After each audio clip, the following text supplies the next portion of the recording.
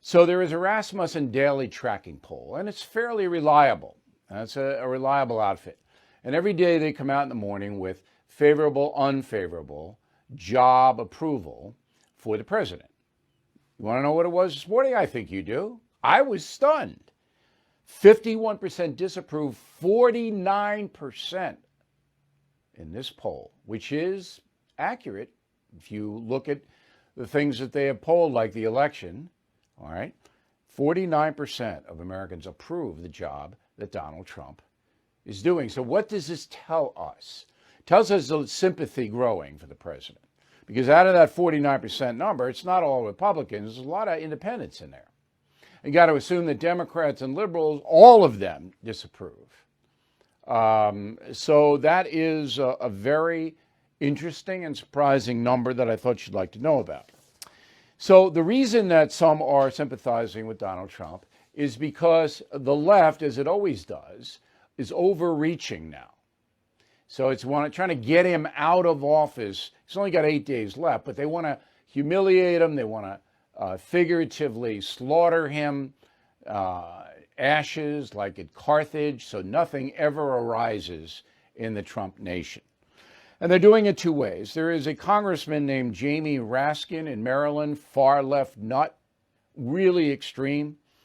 So he has now put forth a measure, not a law, but he's going to get a vote in the House because of Nancy Pelosi. And it is that the measure says the vice president should convene and mobilize Trump's cabinet to declare the president incapable of executing the duties of his office and immediately exercise powers as acting president. So Trump would be out and Pence would be in. This is the 25th Amendment. It's never going to happen, but it will be voted on.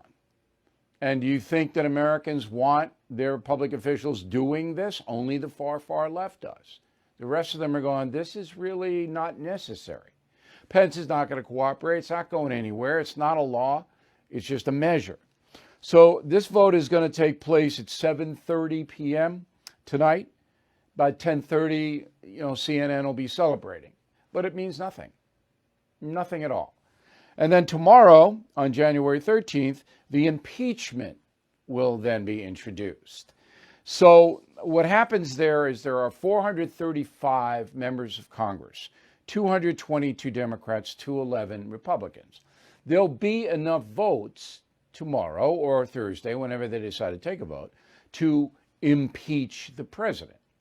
Because Nancy Pelosi basically says to her members, if you don't vote for it, you're not going to get any money in your reelection campaign in 2 years. The Democratic machine won't give you any money.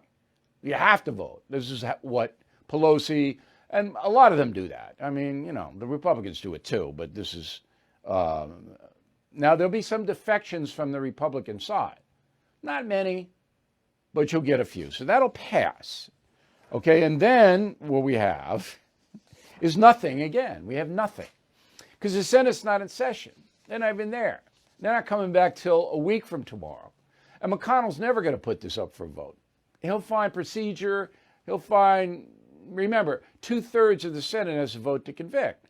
This farce that we had last year about the Ukrainian call, I mean, it didn't go anywhere. Nobody even remembers that it happened. That's how ridiculous the whole thing was.